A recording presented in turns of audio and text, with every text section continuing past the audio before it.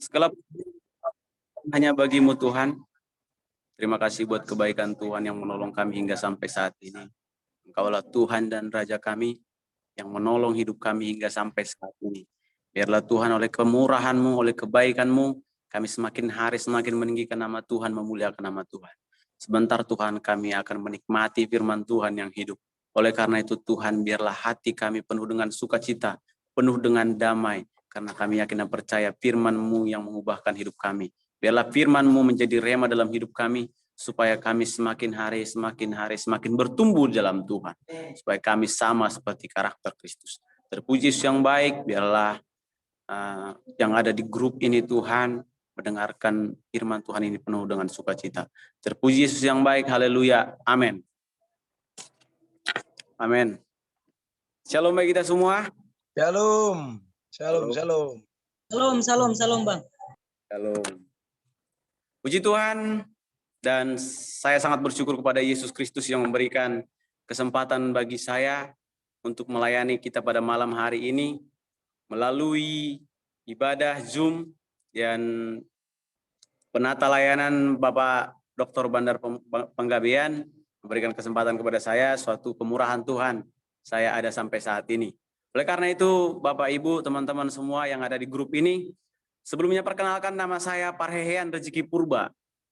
Saya berasal dari Sumatera Utara, dari pelosok kota dan sampai ke desa Utarahu, Karing, saudaraku. Saya sukunya suku Batak. Jadi kalau ada di antara kita Batak di grup ini, kita boleh martarombo nanti. Tapi sebelumnya kita akan belajar kebenaran firman Tuhan. Tema yang saya akan bawakan adalah hidup menjadi teladan. Boleh kita tanyakan dalam diri kita dan diri saya juga, apakah saya sudah menjadi teladan bagi lingkungan saya, di sekitar saya, dimanapun saya berada. Saudara yang terkasih dalam Tuhan Yesus, pada kesempatan ini kita akan belajar dari salah satu tokoh Alkitab, yaitu Timotius, saudara. Yang terambil dari 1 Timotius 4 ayat 12. Ini ayat sudah sangat familiar, saudara, di mana-mana sudah dikhotbahkan, terutama di kalangan anak muda. Karena khotbah ini berbicara tentang jangan kita menganggap diri kita rendah sekalipun kita muda. Saya bacakan, saudara. Jangan seorang pun menganggap engkau rendah karena engkau muda. Jadilah teladan bagi orang-orang percaya dalam perkataanmu, dalam tingkah lakumu, dalam kasihmu, dalam kesetiaanmu, dan dalam kesucianmu. Saudara-saudara yang terkasih dalam nama Tuhan Yesus, kalau kita melihat ayat ini, di sini dikatakan jangan seorang pun menganggap engkau rendah. Ini bisa digarisbawahi, saudara-saudara yang terkasih dalam nama Tuhan Yesus. Paulus menekankan, memerintahkan Timotius supaya apa? Jangan menganggap rendah diri. Karena apa, Bapak Ibu yang terkasih dalam nama Tuhan Yesus? Karena Timotius ini diangkat sebagai pemimpin jemaat pada saat itu. Kalau seorang pemimpin, dimanapun pemimpinnya, saudara-saudara yang terkasih, dia tidak memiliki mental yang kuat, tidak memiliki percaya diri, saya yakin dan percaya, kepemimpinannya tidak akan baik, saudara. Bagaimana mungkin kalau kita ini rendah diri, merasa tidak mampu, merasa tidak memiliki sesuatu apapun. Bagaimana caranya kita memimpin, saudaraku? Di mana yang kita pimpin otomatis memiliki karakter yang berbeda-beda, pemahaman yang berbeda-beda. Kalau kita tidak bisa menaklukkan pemikiran-pemikiran itu, kita tidak akan bisa jadi pemimpin yang baik. Jadi Bapak Ibu yang terkasih dalam nama Tuhan Yesus, Paulus menguatkan hati Timotius. Firman Tuhan ini juga menguatkan hati kita sebagai anak-anak Tuhan, sebagai kepala rumah tangga, sebagai ibu rumah tangga, dimanapun kita berada, terutama nih ada adik-adik saya nih, yang ada di STT Tribakti ini. Kuatkan hati kita. Jangan seorang pun menganggap engkau rendah karena kita muda, karena kita masih baru belajar Alkitab, masih baru masuk STT. Tapi saya yakin dan percaya ketika Tuhan sudah panggil kita, ada rencana Tuhan yang besar. Tuhan akan perlengkapi diri kita melalui talenta-talenta karunia-karunia yang luar biasa.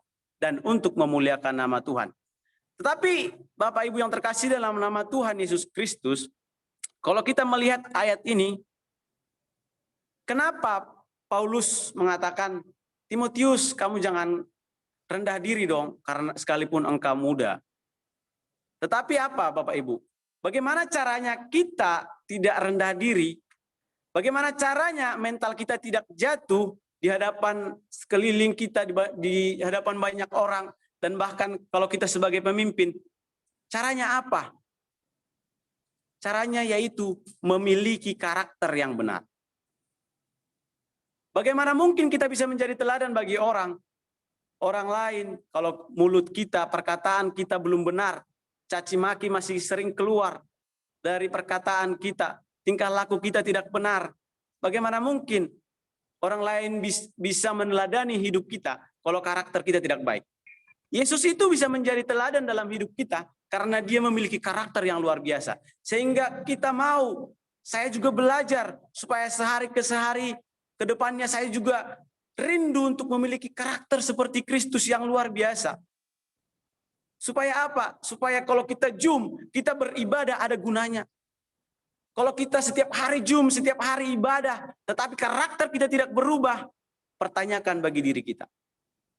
Memang karakter itu butuh proses, tapi harus ada kerinduan dalam diri kita.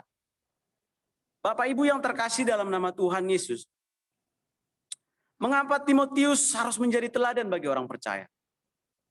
Saudara yang terkasih dalam Tuhan Yesus, ini juga jadi pertanyaan.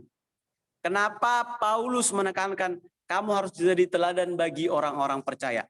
Alasan yang pertama adalah karena dia mau menjadi pemimpin jemaat, menjadi gembala.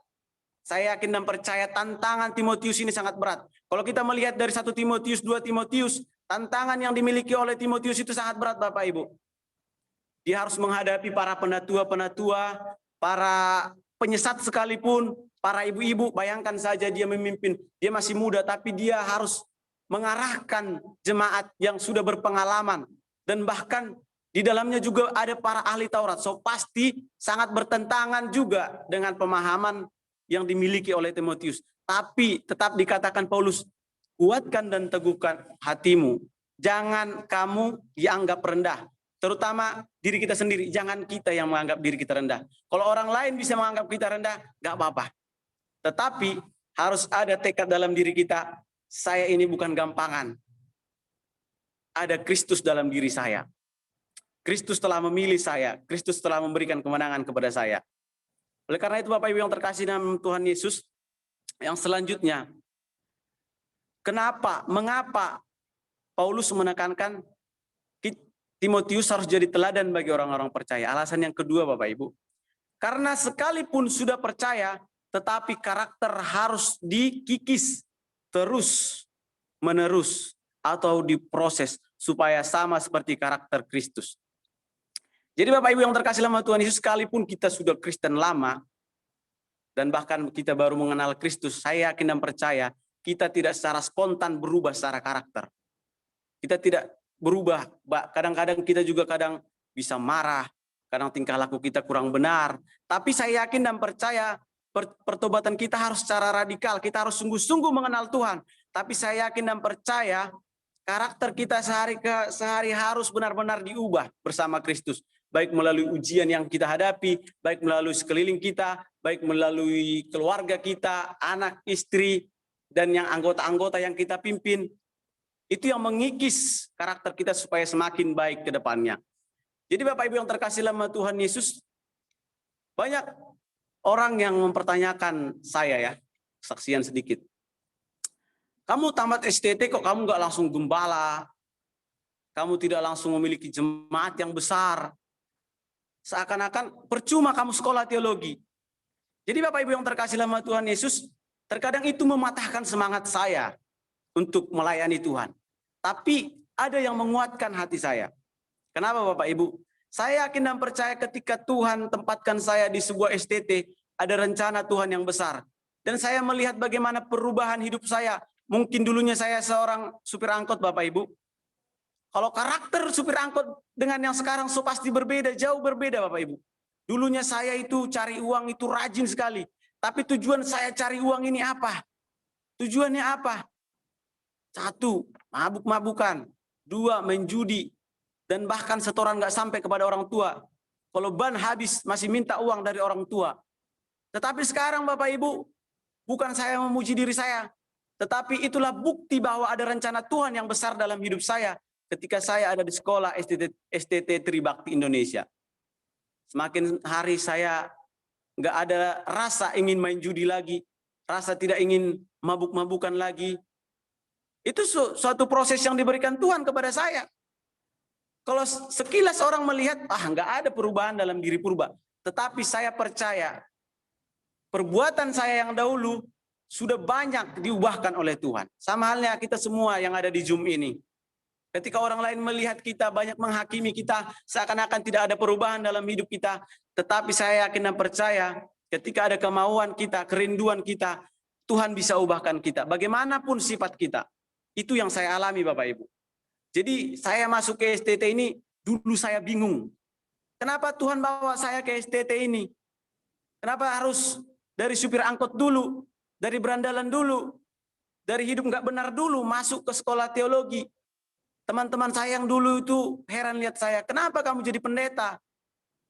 Yang dulunya saya bawa dalam kehancuran, mereka bertanya, dulu kau ajak saya hancur, sekarang kenapa kamu jadi pendeta? Saya yakin dan percaya setiap kita yang ada di Zoom ini, kita rindu untuk diproses Tuhan. Kita rindu untuk dibaharui Tuhan. Supaya kita sama seperti Kristus. Oleh karena itu Bapak Ibu yang terkasih dalam nama Tuhan Yesus, biarlah kerinduan kita Tuhan pimpin terus lewat masalah yang terjadi, lewat persoalan dalam rumah tangga, dalam pekerjaan. Di situ kita buktikan bahwa kita ini sudah memiliki perubahan atau tidak. Karena kalau masalah sedikit kita langsung gelisah, kita langsung gampang marah.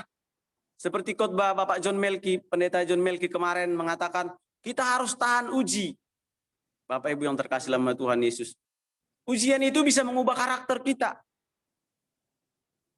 Banyak orang ketika tidak memiliki masalah, wah orangnya pasti baik banget. Kita ngomong apapun dengan lembut bisa dijawab. Tetapi ketika ada masalah, bisa saja dia membentak kita dan bahkan cuek sama kita. Tapi saya yakin dan percaya, kita orang-orang percaya, dan banyak juga di Zoom ini senior-senior, dosen saya, yang mendidik saya. Karena saya yakin dan percaya Tuhan pakai hamba-hambanya untuk mendidik saya, supaya saya memiliki perubahan. Karena sebagian besar dosen saya juga tahu bagaimana karakter saya dulu. Oleh karena itu Bapak Ibu yang terkasih, saya mengajak kita semua untuk sama-sama belajar Bapak Ibu. Sama halnya seperti yang dikatakan oleh Paulus kepada Timotius.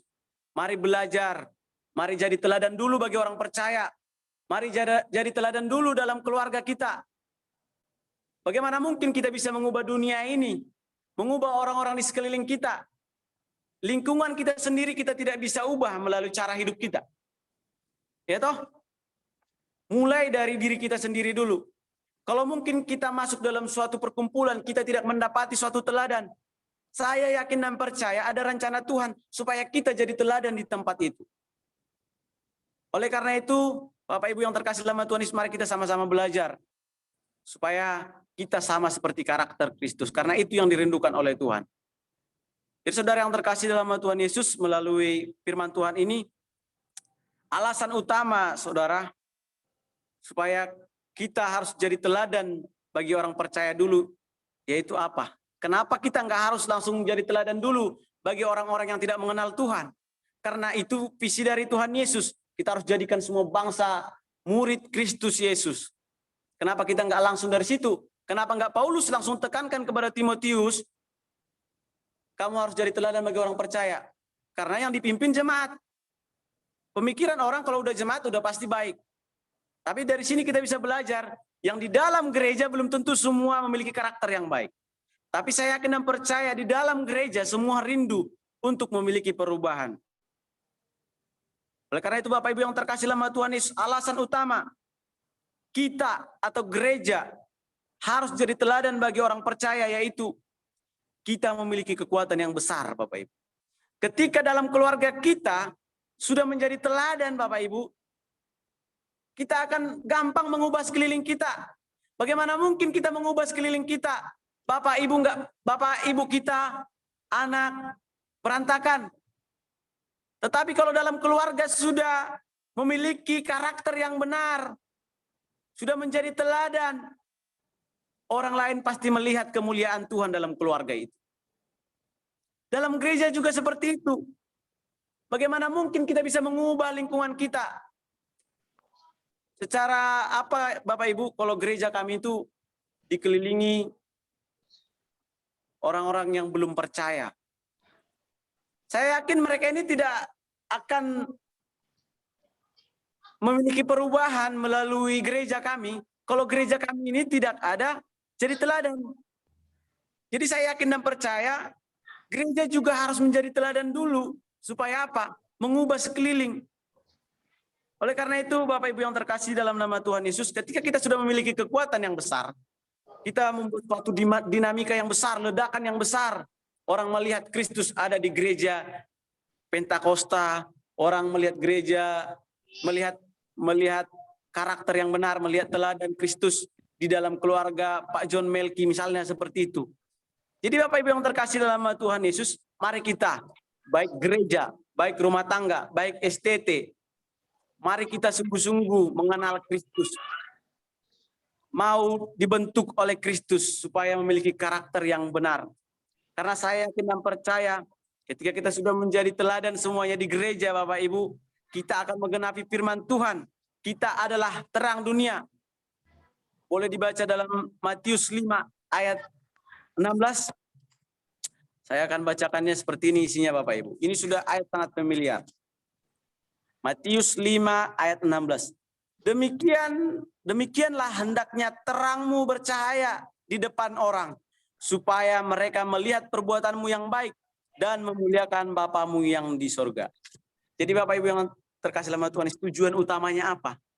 Supaya kita bercahaya, supaya kebaikan kita diketahui semua orang. Dan tujuannya apa? Nama Tuhan Yesus dipermuliakan. Bukan nama kita. Karena saya yakin dan percaya hidup kita ini anugerah Bapak Ibu.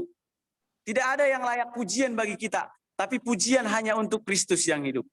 Oleh karena itu Bapak Ibu yang terkasih dalam nama Tuhan Yesus, biarlah malam hari ini melalui firman Tuhan kita belajar untuk mengkoreksi hidup kita, mengkoreksi diri kita, baik dalam rumah tangga, baik dalam gereja, baik dalam pekerjaan kita.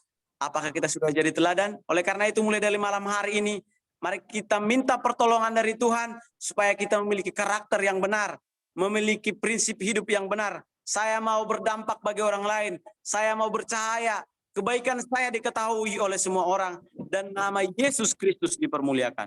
Terpuji Yesus yang baik, haleluya, amin. Mari kita berdoa Bapak Ibu. Segala pujian, hormat, kemuliaan hanya bagi-Mu Sang Raja yang hidup. Terima kasih untuk hari ini Tuhan. Kami yang kena percaya pertolongan yang dahsyat tak henti-hentinya dalam hidup kami. Kami rindu Tuhan. Hidup kami, karakter kami, perbuatan kami dibaharui oleh Tuhan. Kami rindu Tuhan memiliki karakter seperti Kristus. Oleh karena itu Tuhan berikan kami kekuatan. Biarlah Roh-Mu memberikan kami kemampuan supaya kami menjadi terang dimanapun kami berada. Dan nama Tuhan dipermuliakan.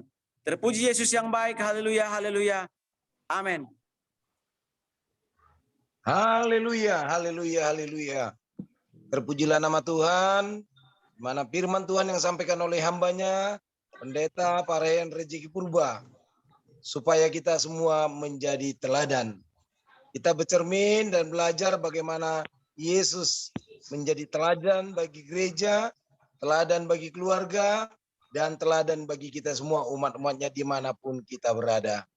Terima kasih bagi hambanya, diberkati Tuhanlah dalam pelayanannya, kegiatannya, aktivitasnya, usaha dan pekerjaannya senantiasa, supaya semakin hari semakin mencerminkan keteladanan Kristus bagi kita semua. Terpujilah nama Tuhan. Yuk mari Elsa dan Tio angkat pujian dulu.